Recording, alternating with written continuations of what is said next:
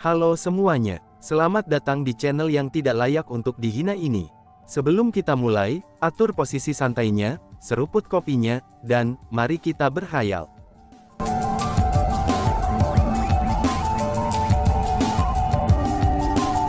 Melanjutkan cerita sebelumnya, Chu Feng, berjalanlah denganku. Jika kamu ingin menjadi lebih kuat, kamu tidak dapat terus tinggal di lokasi yang menguntungkan. Hanya dengan menempatkan diri kamu dalam kesulitan, maka kamu dapat tumbuh lebih kuat. Untuk saat ini, Domain Overload adalah tempat yang paling cocok untuk kamu. Para jenius dari 4 klan dan 3 kekaisaran, semuanya berkumpul di sana. Orang-orang di generasi kita yang lebih kuat dari kita, itu tidak terhitung jumlahnya di sana. Hanya dengan pergi ke sana, maka kita bisa menyadari betapa kecilnya kita sebenarnya.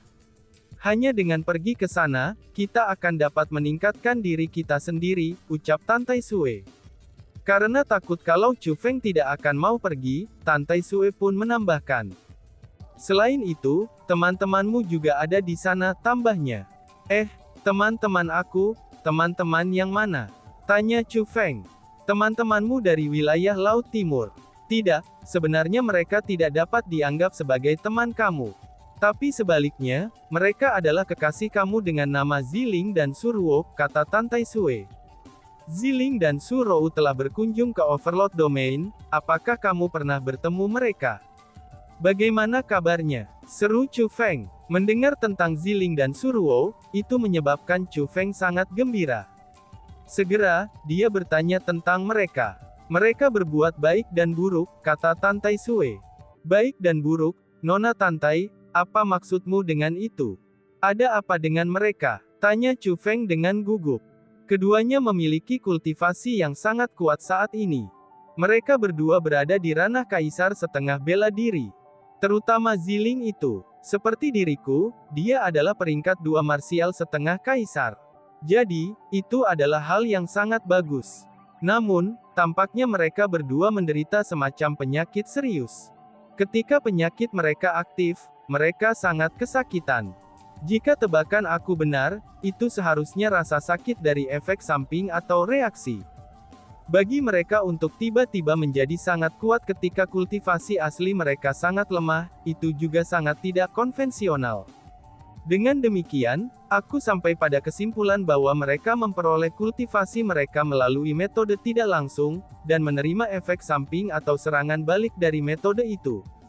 Begitulah cara jalur kultivasi bekerja. Jika seseorang ingin mendapatkan kekuatan, ia harus membayar harganya. Semakin cepat kekuatannya tumbuh, maka semakin besar harga yang harus dibayar. Itulah sebabnya aku mengatakan mereka baik dan buruk, kata Tantai Sue. Setelah mendengar semuanya, Chu Feng mengerti apa yang dimaksud Tantai Sue. Namun, dia tidak berharap bahwa kekuatan Ziling dan Sumei akan meningkat ke tingkat seperti itu, dan mereka benar-benar menjadi kaisar setengah bela diri. Selanjutnya, Ziling sebenarnya adalah peringkat 2 setengah marsial kaisar. Nona Tantai, kamu mengatakan bahwa mereka pergi ke Domain Overload. Dalam hal itu, apakah kamu tahu di mana di Overload Domain yang mereka tuju? Tanya Chu Feng. Chu Feng telah sampai pada keputusan, bahwa ia akan melanjutkan ke Domain Overload juga. Tanpa mempertimbangkan faktanya bahwa ia harus melanjutkan ke tempat itu untuk maju sendirian hanya demi Ziling dan Suruo, maka ia harus tetap pergi ke sana. Chu Feng tahu betapa menyakitkan dan berbahayanya efek samping yang dialami Suruo dan Ziling. Chu Feng telah memahami teknik pembentukan formasi yang bisa mengurangi rasa sakit akibat serangan balasan. Karena itulah, dia harus segera menemukan Suruo dan Ziling, sehingga dia bisa mengajari mereka pembentukan spiritual. Namun, Overload Domain ini terlalu besar. Jika dia tidak tahu kemana mereka pergi, dan bukannya mencari tanpa tujuan, maka itu akan sama saja dengan mencoba menangkap ikan dari laut. Ya, mereka tidak berusaha menyembunyikan kemana mereka akan pergi dari aku. Namun sebaliknya, mereka memberitahu aku langsung kemana mereka pergi. Tempat yang mereka tuju itu adalah Pulau Abadi, kata Tantai Sue. Pulau Abadi, tempat apa itu? Tanya Chu Feng yang ingin tahu. Dia belum pernah mendengar tentang Pulau Abadi sebelumnya. Bukankah kamu sudah menjadi murid nominal dari World Spiritist Alliance? Mengapa kamu benar-benar bahkan tidak tahu tentang Pulau Abadi, balas Tantai Sue. Melihat bahwa Chu Feng memiliki ekspresi ketidaktahuan, bahkan Tantai Sue tidak dapat menahan diri untuk tidak memandang Chu Feng dengan tatapan jijik. Kemudian setelahnya, dia berkata, di Tanah Suci Bela Diri, ahli tingkat Kaisar Bela Diri sangat jarang dan sedikit. Namun, spiritualis dunia yang diselubungi oleh jubah kerajaan bertanda naga bahkan lebih jarang. Di seluruh Tanah Suci Martialism, spiritualis dunia jubah kerajaan bertanda naga dapat dihitung dengan satu jari, dan jumlahnya tidak lebih dari 10. Selain itu, Tuan dari Pulau Abadi Weaponry Refinement Immortal, adalah seorang spiritualis dunia jubah kerajaan bertanda naga. Selain itu juga, ia secara terbuka diakui sebagai spiritualis dunia jubah kerajaan, yang paling mahir dalam teknik membuat senjata di Tanah Suci Bela Diri saat ini. Aku pernah mendengar dari Ziling dan Surou, bahwa Weaponry Refinement Immortal mengadakan Weaponry Bestowment Assembly di Immortal Island. Semua orang yang berpartisipasi dalam Weaponry Bestowment Assembly, tanpa memandang usia, jenis kelamin atau kultivasi, selama mereka dapat melewati cobaannya dan naik ke Pulau Immortal, semuanya akan diberikan senjata. Selain itu, senjata itu akan dibuat secara pribadi untuk mereka, kata Tantai Sue. Berdasarkan apa yang kamu katakan, Ziling dan Suruo telah pergi ke sana untuk majelis pemberian senjata itu. Tanya Chu Feng. Meskipun aku tidak tahu dari mana mereka mendengar berita ini, apakah berita ini akurat atau tidak, memang benar bahwa mereka telah pergi ke Pulau Abadi, kata Tantai Sue. Baiklah, aku akan pergi ke Pulau Abadi itu untuk melihat-lihat sendiri. Aku akan mengambil kesempatan ini untuk melihat seperti apa spiritualis dunia jubah kerajaan bertanda naga, kata Chu Feng. Aku akan bergabung denganmu. Aku juga ingin merasakan, seperti apa spiritualis dunia yang diselubungi oleh Dragon Mark, kata Tantai Sue. Itu sangat bagus, ucap Chu Feng sambil tersenyum senang. Jika dia pergi sendirian, dia pasti akan menjadi kesepian dalam perjalanannya. Namun jika wanita cantik seperti Tantai Sue bergabung dengannya, maka dia tidak akan kesepian. Setelah itu, Chu Feng mengobrol dengan Tantai Sue tentang banyak hal. Dia menemukan bahwa Tantai Sue ini menjadi lebih banyak bicara daripada sebelumnya. Mungkin karena dia telah menyelamatkannya kali ini, atau mungkin karena kata-kata yang Tantai Yingming katakan padanya itu sebelum kematiannya. Apapun itu, kesan Tantai Sue tentang Chu Feng tampaknya telah berubah. Dia tidak lagi sedingin es ke arahnya seperti sebelumnya. Dari percakapannya dengan Tantai Sue, Chu Feng datang untuk mengetahui bahwa dia adalah seorang yatim piatu yang dijemput oleh Tantai Yingming, dan kemudian diterima sebagai putri angkatnya. Bahkan sekarang, Tantai Sue tidak tahu siapa orang tua kandungnya. Sepanjang hidupnya, Tantai Yingming adalah satu-satunya kerabatnya. Dengan demikian, kematian Tantai Yingming adalah pukulan besar baginya. Saat mereka mengobrol, Chu Feng dan Tantai Sue akhirnya berhasil menyelesaikan galian kuburan. Setelah mereka selesai menggali, Chu Feng membantu Tantai Yingming membuat peti mati spiritual. Dan baru saat itulah, mereka menguburkannya. Selanjutnya, ketika mereka menguburkannya, Chu Feng mengatur banyak perangkap pembentukan formasi. Bahkan setelah mereka selesai menguburnya, Chu Feng membuat formasi spiritual kebingungan di sekitar area. Pembentukan formasi itu mampu mempengaruhi pikiran seseorang, dan membuat seseorang secara tidak sadar tidak ingin melanjutkan menuju lokasi Tantai Yingming dimakamkan. Adapun Tantai Sue, melalui menggunakan formasi spiritual, dia meninggalkan jejak kesadarannya di daerah ini. Sudah seperti ini, selama ada seseorang yang mendekati tempat ini, terlepas dari mana dia berada, dia akan tahu bahwa ada seseorang di sini, dan juga identitas orang-orang yang datang. Setelah Tantai Sue menggunakan formasi spiritualnya, Chu Feng pun terkejut. Tidak hanya Tantai Sue peringkat 2 Half Martial Emperor, dia juga spiritualis dunia jubah kerajaan. Gadis ini benar-benar terlalu ganas. Selain itu, Tantai Sue juga berbeda dari para murid dari kekuatan besar itu. Karena tuannya adalah ayah angkatnya sendiri, yaitu Tantai Yingming. Kemungkinan besarnya Tantai Yingming tidak akan dapat menawarkan sumber daya yang tidak terbatas karena dia sendirian. Tapi faktanya bahwa dia bisa menjadi sekuat ini, itu sudah jelas bukan karena Tantai Yingming luar biasa. Tapi sebaliknya, itu karena dia sendiri sangat kuat. Setelah mereka selesai dengan semua ini, Chu Feng dan Tantai Sue kembali ke lokasi di mana Dugu Xing Feng dan yang lainnya berada, dan menyebutkan kepada mereka rencana mereka untuk melanjutkan ke Pulau Immortal.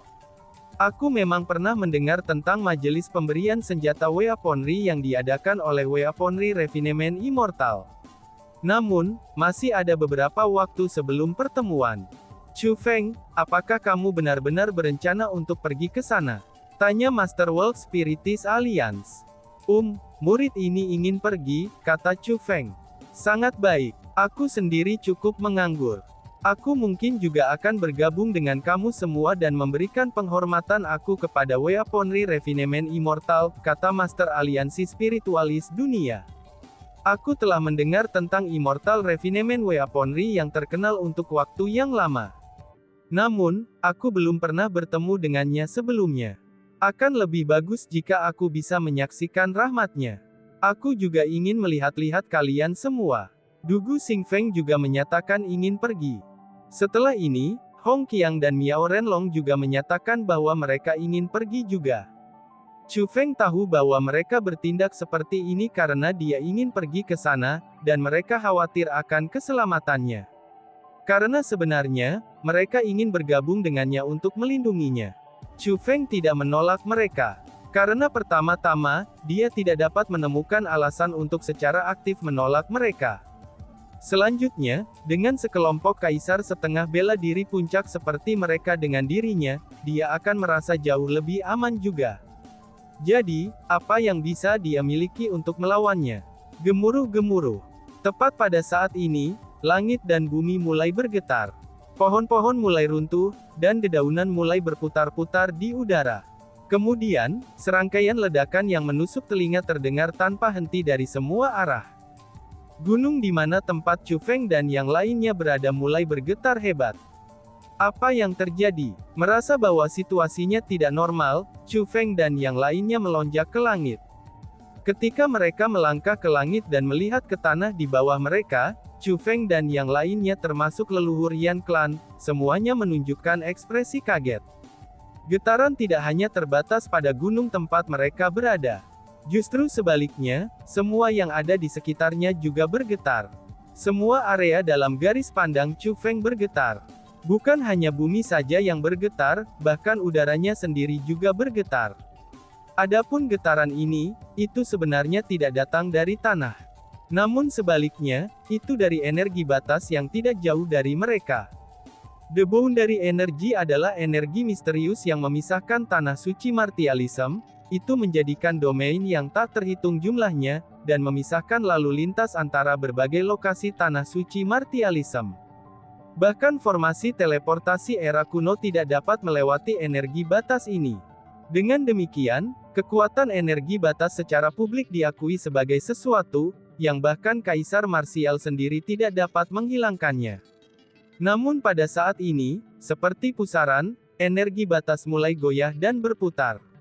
Lebih jauh lagi, ia semakin lemah dan semakin lemah. Sehingga itu benar-benar menghilang. Energi batas yang memisahkan tanah suci Martialism ini benar-benar menghilang.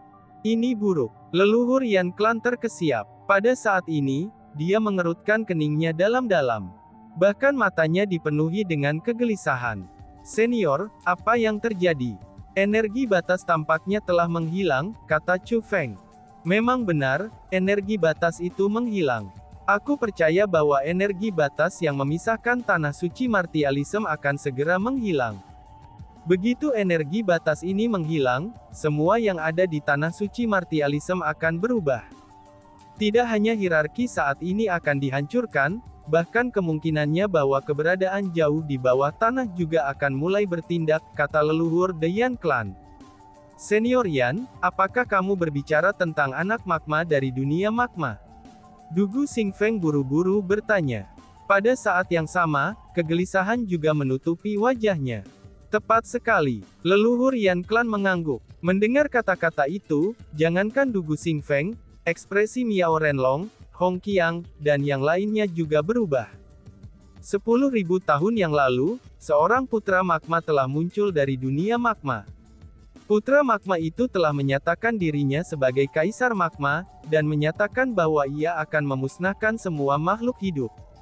Pada saat itu, tidak ada kekuatan tunggal di tanah suci martialisme yang mampu melawannya. Secara praktis, semua kekuatan akan diserang, dan banyak orang-orang yang akan dibantai olehnya. Pada saat itu, tanah suci bela diri telah memasuki keadaan panik dan kacau. Karena seorang kaisar magma saja, itu seolah-olah hari kiamat telah tiba. Sebenarnya, penampilan kaisar magma sama dengan kedatangan hari kiamat. Jika bukan karena faktanya bahwa Kaisar Qing telah berani melangkah maju pada saat genting, maka kemungkinannya tanah suci bela diri saat ini tidak akan ada lagi. Dan bahkan itu akan berubah menjadi tempat yang sunyi tanpa jejak kehidupan.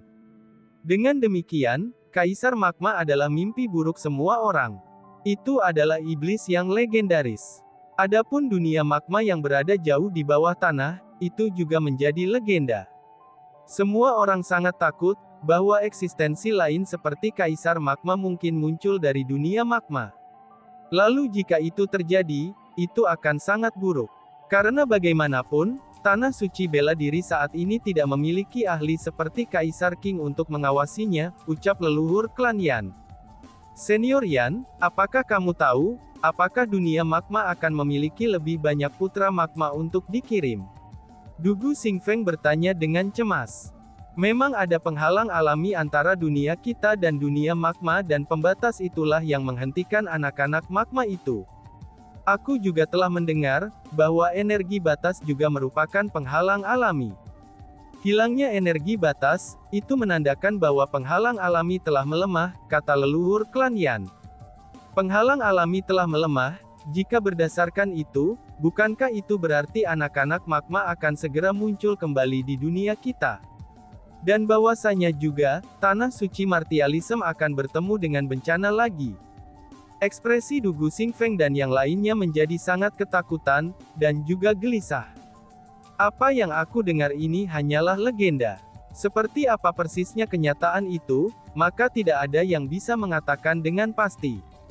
Namun hal yang jelas di hadapan kita adalah, bahwa hilangnya energi batas ini menunjukkan bahwa perbatasan antara berbagai domain juga telah menghilang.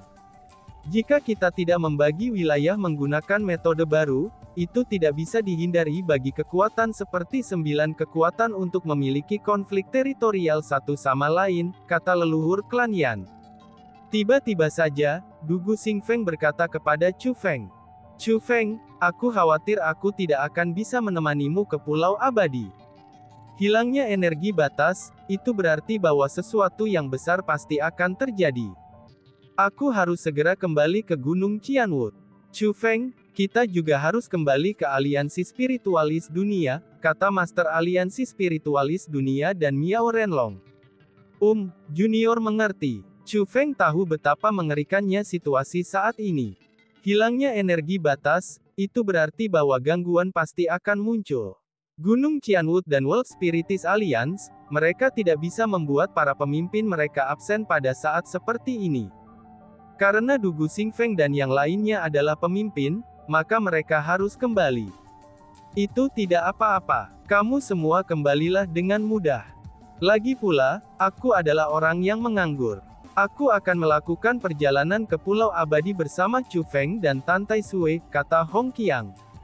Kalau begitu, kita harus menyusahkan saudara Hong, ucap Dugu Xingfeng. Sebenarnya, Dugu Xingfeng dan yang lainnya sangat khawatir untuk Chu Feng bepergian ke domain Overlord sendirian. Lagi pula, tempat itu adalah tempat dengan sejumlah besar ahli, serta jumlah yang tak terhitung banyaknya dari anggota generasi muda yang arogan dan lalim, dengan latar belakang agung. Namun jika Hong Qiang bepergian dengan Chu Feng, maka mereka akan dapat merasa lebih nyaman. Tepat pada saat ini, getaran itu telah berhenti. Energi batas yang memisahkan tanah suci martialism juga telah menghilang sepenuhnya. Setelah itu, Chu Feng dan yang lainnya melanjutkan menuju domain Qianwood bersama-sama. Chu Feng merasa bahwa dia tidak akan tahu, kapan dia akan kembali ke domain Qianwood setelah dia pergi.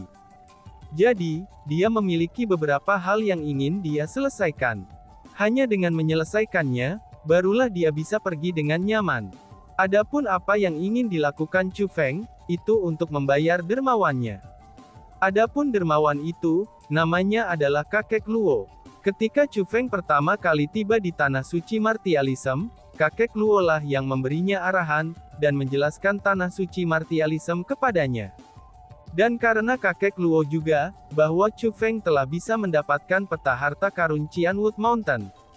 Meskipun dia tidak berhasil mendapatkan harta setelah melewati sisa-sisa era kuno, dan malah menyebabkan Yao Er terjebak di sana, Chu Feng masih sangat berterima kasih kepada kakek Luo. Chu Feng tahu bahwa kakek Luo telah menghabiskan seluruh hidupnya bepergian melalui tanah suci martialism. Namun, karena dia telah menyinggung seseorang, kultivasinya pun akhirnya lumpuh. Saat ini, situasi hidupnya tidak terlalu baik. Chu Feng ingin membayar kembali kebaikan kakek Luo, dan membiarkannya menjalani sisa hidupnya dengan lebih damai. Dengan demikian, Chu Feng ingin membawa kakek Luo ke hutan Qianwood Selatan. Alasan mengapa Chu Feng ingin membawa kakek Luo ke hutan Qianwood Selatan daripada gunung Qianwood adalah, itu pertama-tama karena hutan Qianwood Selatan lebih dekat ke tempat tinggal kakek Luo. Dan yang kedua, kakek Luo memiliki 2 cucu perempuan. Selain itu, kultivasi cucu perempuannya agak lemah. Jika mereka berlatih di Gunung Qianwood, mereka kemungkinan besar tidak akan bisa mengejar ketertinggalannya. Maka akan lebih bermanfaat jika mereka melakukan transisi di hutan Qianwood Selatan terlebih dahulu. Setelah melakukan perjalanan, Chu Feng dan yang lainnya kembali ke domain Qianwood. Tempat pertama yang mereka kunjungi adalah klan Yan. Ini adalah persimpangan di mana mereka akan pergi untuk mengambil jalan masing-masing. Sebelum berpisah, Dugu Xing Feng berkata, "Brother Hong, kami akan meninggalkan Chu Feng dan Nona Tantai di tangan kamu," ucap Dugu Xing Feng. "Yakinlah, selama aku, Hong Qiang, masih hidup, aku jamin tidak ada yang bisa menggertak mereka berdua," balas Hong Qiang yang menjamin sambil menepuk dadanya. Hilangnya energi batas, itu berarti bahwa tanah suci martialism pasti akan berubah. Mungkin saja ini merupakan tanda kemunculan Overlord era baru. Kalau tidak, itu mungkin juga pertanda malapetaka. Pada dasarnya, tanah suci bela diri yang telah damai selama 10.000 tahun ini, kemungkinannya tidak akan lagi damai. Suatu transformasi akan dengan cepat menyerang. Sedangkan untuk Overlord Domain, itu akan menjadi pusat badai transformasi ini. Kamu semua harus ekstra hati-hati pergi ke Overlord Domain. Lagi pula, ada terlalu banyak ahli yang kuat di tempat itu, ucap leluhur Yan Clan memperingatkan. Junior pasti akan mengindahkan peringatan senior dan berhati-hati, ucap Chu Feng sambil mengangguk. Setelah itu, leluhur Yan Clan kembali ke Yan Clan untuk memulihkan diri dari luka-lukanya. Dugu Xing Feng berangkat ke Gunung Qianwood, dan Master Aliansi Spiritualis Dunia beserta Miao Renlong mulai bergegas kembali ke Aliansi Spiritualis Dunia. Adapun Chu Feng, Tantai Sue dan Hong Qiang, mereka melanjutkan ke arah kediaman kakek Luo. Ketika mereka semua berpisah, itu tidak ada yang tahu kapan mereka akan bertemu lagi. Dari titik ini dan seterusnya, dunia sepertinya tidak akan lagi damai. Namun bagi Chu Feng, dia tidak memiliki sedikit pun rasa takut. Justru sebaliknya, dia merasakan kegembiraan yang samar. Karena selama masa kekacauan inilah, para pahlawan baru akan muncul. Hilangnya energi batas, terlepas dari apa yang ditunjukkannya, itu berarti awal yang baru bagi Chu Feng. Dan tiba-tiba saja bersambung. Sekian dan terima kasih banyak. Bye-bye.